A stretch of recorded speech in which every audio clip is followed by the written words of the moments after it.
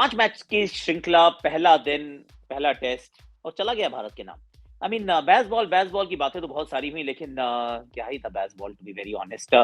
Baseball नहीं है, अब जैज़ बॉल है क्योंकि यशस्वी जायसवाल ने बताया कि किस तरीके से आप टेस्ट क्रिकेट में डोमिनेट कर सकते हैं और ये भी बता दिया कि सर आपकी जो गेंदबाज़ी है ना, वो बहुत ही साधारण है। पर बड़ा सवाल ये भी है कि भई बेन स्टोक्स ने रन तो बनाए हैं, पर बेन स्टोक्स नंबर 6 पे क्यों आते हैं?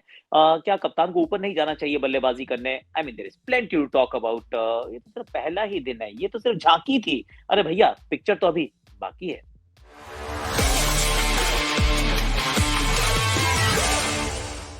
मिशन होम डोमिनेशन में आप सभी का हाथ जोड़ के स्वागत है। भाई चोपड़ा जी की क्रिकेट चौपाल का मिशन होम डोमिनेशन और यहाँ पे सवाल तो बड़ा यही रहता है कि सबसे पहले तो टीम क्या खेलेगी? टीम वही खेली जो हमने कल बात की थी कि यही टीम खेलने वाली है। तो भारत ने कुछ ज़्यादा कुछ उसमें गड़बड़ नहीं की। इंग्लैंड ने ऑलरेडी अनाउंस कर रखी थी। ये बात भी पता था टॉस जो जीतेगा वो बल्लेबाजी करेगा। तो there is like a air of predictability कि ऐसा ही होना था। लेकिन उसके बाद भी जो हुआ, ये भारतीय टीम आपके सामने है जिसमें एक बार लगा शायद कुलदीप की तरफ रोहित चले जाएँ। एक बार ये लगा कि शायद वो ध्रुव जुरैल खेल जाएँ भारत की जगह, ऐसा कुछ हुआ नहीं। सेम टीम खेली जिसकी आशंका थी और टॉस जीत जाता है इंग्लैंड, बैटिंग का फैसला भी कर लेता है। अब बैटिंग के फैसले में शुरुआत तो एक्चुअली बेसबॉल तरीके से की, चाहे वो बेन डकेट हो या उनके साथ ज़ैक क्रॉली हो। शुरुआत एक्चुअली बहुत तेज़ 55 रन बना दिए थे खट-खट करके और लगा कि भाई ठीक है, थोड़ा अच्छा है क्योंकि आपको 2 चीज़ें बताता हूँ। एक तो पिछले 10 साल से 10 साल 16 सीरीज़ भारत घर में एक भी सीरीज नहीं हारा है। I mean it's been a decade, दशक हो गया है। तो इसमें कोई शक नहीं है कि भारत मतलब वो जो होम डोमिनेशन है वो अब कैपिटल लेटर्स में लिखे जाना शुरू हो चुका है। अब दूसरी बात ये भी थी कि इंग्लैंड ही वो आखिरी टीम थी जिसने हराया था और इंग्लैंड ने जब से ये बेसबॉल खेलना शुरू किया है तब से एक भी श्रृंखला नहीं हारी है। आई थिंक उनकी शुरुआत होने वाली है इस सीरीज के साथ, पर शुरुआत इन्होंने अच्छी की थी विद 55 रन्स पर उसके बाद स्पिन आ जाती है और स्पिन में क्या होता है आप ये मान के चलिए ये भारतीय परिस्थितियां हैं। अगर एक गिरी तो एक के पीछे-पीछे दूसरी, तीसरी फट-फट करके आती है तो 55 विदाउट लॉस और फिर पता चलता है अब 60-65 के ऊपर आपके 3 आउट हो गए। वहाँ पे रविचंद्रन अश्विन वो इंचिंग क्लोजर, वो धीरे-धीरे अब आगे की तरफ चल रहे हैं। पहला विकेट उन्होंने ही चटकाया, बेन डकेट को आउट किया, उसके बाद ओली पोप को आउट किया रविंद्र जाडेजा ने, उसके बाद ज़ैक क्रॉली को आउट किया रविचंद्रन अश्विन ने। तो बेसिकली कुल मिला के सच्चाई ये है कि हालत बहुत खराब। अब चाहे वो ओली पोप का डिसमिसल हो या फिर ज़ैक क्रॉली को आधे रास्ते में खड़ा करना हो, फिर आ जाती है एक साझेदारी आनी होती है। भई ये टेस्ट क्रिकेट है, तो साझेदारियाँ आती हैं। तो जब तक तो जॉनी बेस्टो और जो रूट खेल रहे थे, ऐसा लगा कि there is a bit of a comeback. थोड़ा-सा वापसी करने का करेंगे प्रयास पर फिर क्या होता है, लंच आ जाता है। अब लंच की कहानी ये है इन परिस्थितियों में I will tell you something. ये ना नेचुरल विकेट टेकर होता है कि जैसे ही ब्रेक आएगा, वैसे ही गेंदबाजों का कद बढ़ जाएगा, बल्लेबाज की कंसंट्रेशन चली जाएगी और फिर on the other side of the break there is a lot of entertainment for the bowlers क्योंकि फिर विकेट गिरी। फिर जॉनी बेस्टो को अक्षर आउट करते हैं और जो रूट को रविंद्र जाडेजा आउट कर देते हैं और नीचे गिरना शुरू हो गया था टीम ने। And that brings me to that question कि Ben Stokes at 6 allow me some time कि भाई विश्व भर में अगर आप क्रिकेट देखते हैं, टेस्ट क्रिकेट आप पूरी देख लीजिए किसी भी अच्छे देश की, आपको नंबर 6 पे ना प्योर बैटर नहीं दिखता है। 6 नंबर पे या तो आपको विकेट कीपर दिखता है या फिर आपको ऑलराउंडर दिखता है।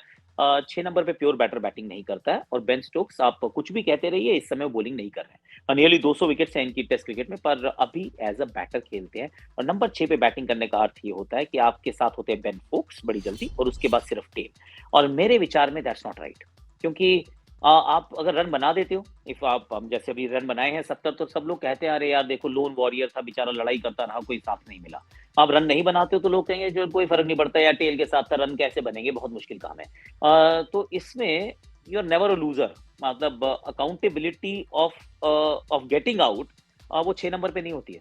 अकाउंटेबिलिटी ऑफ गेटिंग आउट होती है 4 पे आप बैटिंग करो 3 पे बैटिंग करो 3 पे आ जाओ यार। भेज दो ओली पोप को पीछे क्योंकि ये लड़ाई ना पीछे से नहीं लड़ सकते हो आप। 70 रन आपने बनाए जरूर हैं लेकिन ना लड़ाई लड़ने के लिए यहाँ पे कप्तान को थोड़ा सा ऊपर बैटिंग करनी पड़ेगी मेरे विचार में। I don't want to use this word but it seems like a bit of a cop out कि आप उस नंबर पे बैटिंग करते जहां पे आप खेल को बदल दो तो तालियां, खेल को नहीं बदल पाए तो कोई गालियां नहीं है। पर आइदर में कुछ तो होना चाहिए ना, जैसे जो रूट को या तो आप तालियां बहुत बजाएंगे नहीं तो फिर आप उनकी तरफ क्रिटिसिज्म करेंगे पर not when you batting at 6। That's my humble opinion. ये वाला काम जो रूट को अलग से करना पड़ेगा। जसप्रीत बुमराह इंटरेस्टिंग 2 विकेट उन्होंने चटकाया, चाहे वो रेहान का हो या फिर एंड में बेन स्टोक्स का ही हो। यहाँ बॉलिंग नहीं मिलती है। ये बड़ी इंटरेस्टिंग बात है कि यहाँ तो चलो इन्होंने 2 विकेट चटका दिए, 8 ओवर की गेंदबाजी मिल गई। ये सिराज को नहीं मिली, सिराज को 4 ओवर मिले। And you know what, 7 match खेले हैं वो, ये 7वां मैच है उनका भारतीय सरजमीं पर टेस्ट मैच, और आज तक सिर्फ एक बार 10 ओवर से 10 या 10 से ज़्यादा डाले एक इनिंग्स में, ओवर नहीं मिलते हैं उनको।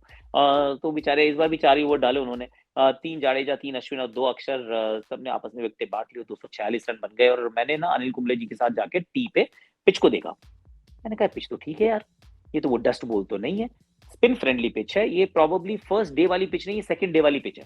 पर ना तो यहाँ बिखरी है पिच, ना ही वहाँ कोई ऐसे कोई बहुत सूखी हुई है जो उधड़ जाए पिच, वैसी नहीं है, ये पिच ठीक-ठाक है। अब अगर आपको बैटिंग ना करनी आती हो, तो फिर नाच ना जाने आंगन टेढ़ा। क्योंकि फेयरली डिसेंट सरफेस जिस पे बैटिंग हो सकती है। ऑफ कोर्स भारत की स्पिन बॉलिंग की क्वालिटी बहुत अच्छी है, तो वो थोड़ा-सा महसूस करते हैं। But in my opinion pitch को बिल्कुल भी ब्लेम ना करें। आपकी बैटिंग में उतना दमखम नहीं था, 246 वाली पिच नहीं थी, कम से कम 350 वाली पिच थी, जो आपने नहीं बनाई। पर चलो हाइपोथेटिकली अगर बना भी लेते तो क्या झंडे गाड़ लेते, क्योंकि प्लेयर ऑफ द डे वो आ जाते हैं यशस्वी जायसवाल। क्या बैटिंग कर रहा है यार, आई मीन अलग बैटिंग कर रहा है, गजब बैटिंग कर रहा है। यशस्वी जायसवाल जैसा नाम है ना, वैसा काम कर रहा है। पहले ओवर में एक चौका मारते हैं, फिर एक दुक्का मिलता है, उसके बाद 2 छक्के मारते हैं टॉम हार्टली को। कहते हैं स्वागत है आपका टेस्ट क्रिकेट में, it is going to be a tough one my friend. तो he was my performer of the day, the player of the day. 76 नाबाद पे खेल रहे हैं और ऐसा लग रहा है is looking good for not just a century, पर एक बड़े शतक की तरफ देख रहे हैं। और इनके लिए जो स्टैंड आउट बात है, ऑफ कोर्स डोमिनेट कर रहे हैं, अग्रेशन के साथ खेल रहे हैं, डिफेंस में बहुत कॉन्फिडेंस है, और इतनी फर्स्ट क्लास क्रिकेट खेल के आए कि खेल को चलाना बहुत अच्छे से जानते हैं। ऐसा नहीं है कि 2 छक्के मार दे फिर सारी छक्के मारूंगा, नहीं, नीचे भी खेलते हैं, फिर कदमों का इस्तेमाल करके अलोंग द ग्राउंड मारते हैं। आई मीन वो जो अंडरस्टैंडिंग ऑफ कि किस तरीके से डेज क्रिकेट खेलनी होती है, ये इस खिलाड़ी के खेल में नजर आता है बड़ा स्पष्ट। रोहित शर्मा इनके साथ थे, रोहित शर्मा अच्छा लग रहे थे एक्चुअली। छोटी सी पारी थी, इससे बड़ी पारी की उम्मीद थी और लग रहा था कि अच्छा खेलेंगे। 27 बॉल में 24 रन और बड़े फ्लॉलेस से 24 रन थे, अच्छे शॉटों के साथ थे। पर वो लीच का शिकार बनते हैं और फिर आते शुभमन गिल जो लेफ्ट हाथ स्पिनर, इनको बिल्कुल खामोश रखा हुआ था। रेहान ने थोड़ा सा लूज बॉल्स डाल दे रहे हैं क्योंकि बेचारे लेग स्पिनर इस प्रकार के हैं। पर कुल मिला के सच ये है कि भारत इस मैच में वैसे पीछे है पर वैसे आगे है। वैसे पीछे इसलिए क्योंकि 127 रन अभी भी पीछे, आगे इसलिए क्योंकि अभी भी 9 विकेट आपके हाथ में है। और 9 विकेट का अर्थ ये है कि कल पूरा दिन भारत बैटिंग करेगा, पूरे दिन बैटिंग करेगा। अगले दिन भी, तीसरे दिन भी अगर हो सकेगी तो शायद 1 आधा घंटा बैटिंग कर ले, और उसके बाद तीसरे दिन ही मैच खत्म करके टाटा बाय बाय करके घर निकल जाएंगे। जब मैंने पिच देखी थी मुझे लगा था 4 दिन की पिच है, पर इंग्लैंड को इस मैच को चौथे दिन में ले जाने के लिए यहाँ से बहुत सारा काम करना पड़ेगा, क्योंकि बॉलिंग, अनिल भाई कह रहे थे actually, when the great man says you listen, कि ना बड़ी क्लब क्लास बॉलिंग है यार। आई मीन इस बॉलिंग में कोई ज्यादा दमखम नजर आया नहीं है बिल्कुल भी, कोई भी टप्पे पे बॉल नहीं डाल पा रहा है, अच्छे से नहीं निकल रही है, यशस्वी तोड़ता जा रहा है। आई मीन जैक लीच को छोड़ दिया जाए तो फिर स्पिन तो बहुत ही साधारण लग रही है। मार्क वुड से ज्यादा बॉलिंग कराई नहीं, सिर्फ 2 ही ओवर कराए और डीआरएस सारे गवा चुके हैं।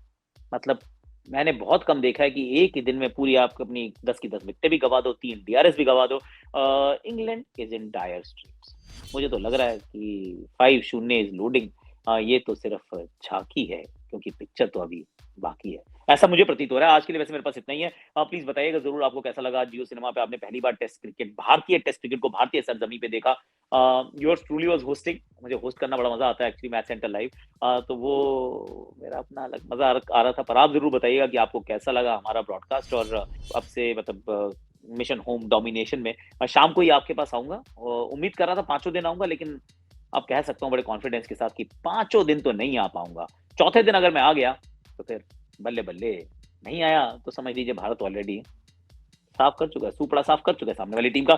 आज के लिए, अभी के लिए इतना ही है। Like share subscribe comment notification घंटी जरूर बजा दीजिएगा, क्योंकि प्यार बांटने से बढ़ता है। और नोटिफिकेशन घंटी और लाइक का बटन दबाना और फॉलो कर देना, ये आपके प्यार की पहचान है। So please